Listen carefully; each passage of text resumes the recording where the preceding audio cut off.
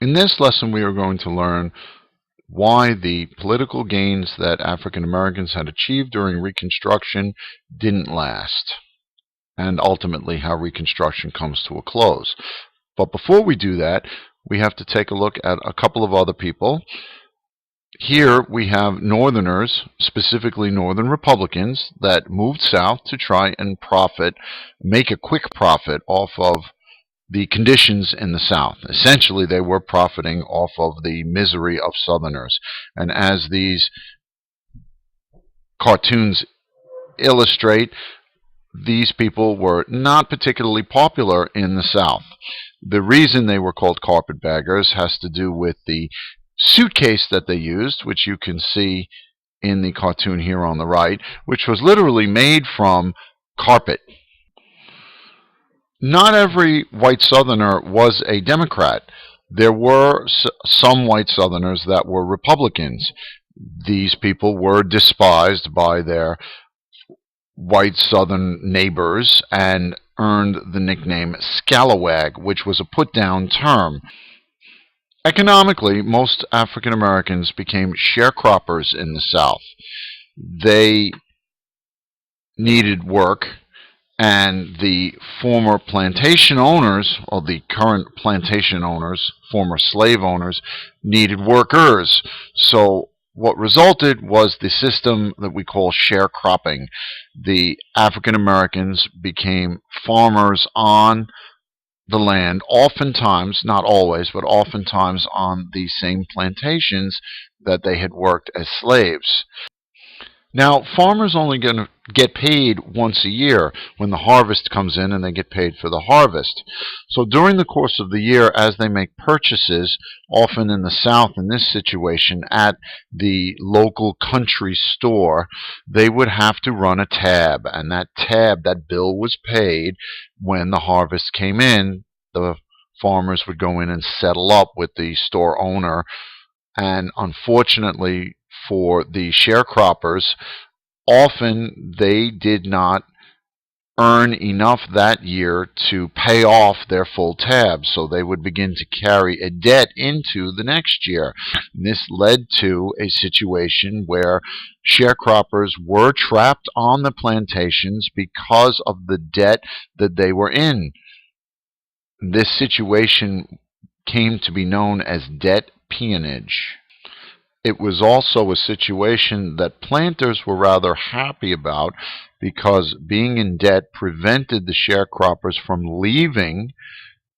It was against the law to leave if you owed money, and as a result, they were able to maintain their labor supply on the plant. Now let's turn our attention to how African Americans lost the gains that they had made during Reconstruction. The answer is essentially right in front of you here. The Ku Klux Klan and other white societies were created by conservative white Southern Democrats with one major goal: to prevent African Americans from voting. The logic being that if African American men don't vote, white Southern Democrats would be able to retake power. And unfortunately, the Klan used terrorist tactics to try and achieve its goals. As a matter of fact, it was very effective at achieving its goals, as you can see from this drawing here. Initially, African Americans were intimidated at the ballot box, at the polling place. In other situations, they were intimidated in the middle of the night. You may be aware of crosses that were burned, lynchings that took place, all right? And these were terrorist methods that were very effective in stopping African American men from voting. As you can see here, white Southern Democrats were able to retake control of Southern state governments, and we will learn in the next lesson they reversed many of the reforms that the Reconstruction Republican state governments had put into place. We will discuss in the next lesson specifically Jim Crow laws, which you might already be familiar with. Reconstruction comes to an end directly because of the presidential election outcome of 1876. This map shows us the states that the Republican candidate Rutherford B. Hayes won in red, and the states that the Democratic candidate Samuel J. Tilden from New York won in green.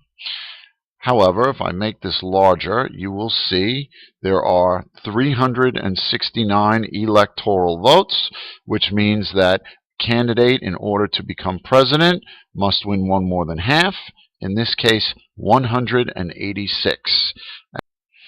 A remedy is included in the Constitution should this situation occur, and that remedy is for the House of Representatives to choose the president. Unfortunately, the House of Representatives functioned back then about as well as it functions today. This was a highly divisive election. There were questions regarding vote counts in several states, and the House of Representatives could not make a firm decision on this. So ultimately, it was decided that a committee would be formed, a 15-member committee that included 8 Republicans, 7 Democrats. Keep in mind that Rutherford B. Hayes was a Republican, so it should not come as a huge surprise that he was chosen. However, to placate Southern anger, because Southerners were largely Democrat and particularly unhappy about this, as you can see by the title of this book here, Fraud of the Century. This election was a highly disputed election. It's part of the reason that President Hayes was only a one-term president. In any event, the deal that was struck was that Hayes agreed to pull the military out of the South, and that put an end to Reconstruction. As a result, Southern congressmen went along with this, and Hayes was the next president. He kept to the deal, and in 1877, the military left the South. They were withdrawn from the South, and Reconstruction was over. So let's sum up quickly then. We have initially, near the start of this lesson, after the Civil War was over, Northern carpetbaggers came to the South to make a quick profit. They were not particularly well liked by Southerners. They were disliked quite a bit by Southerners. Most freedmen, from an economic perspective, were sharecroppers on plantations, on farms, and unfortunately were stuck in debt, many of them. The Ku Klux Klan terrorized African Americans to keep them from voting, and this allowed white Democrats to retake political control in the South, and as you'll see in the next lesson, create legislation that again began to deny African Americans not just the right to vote, but other rights that we'll talk about in the next lesson.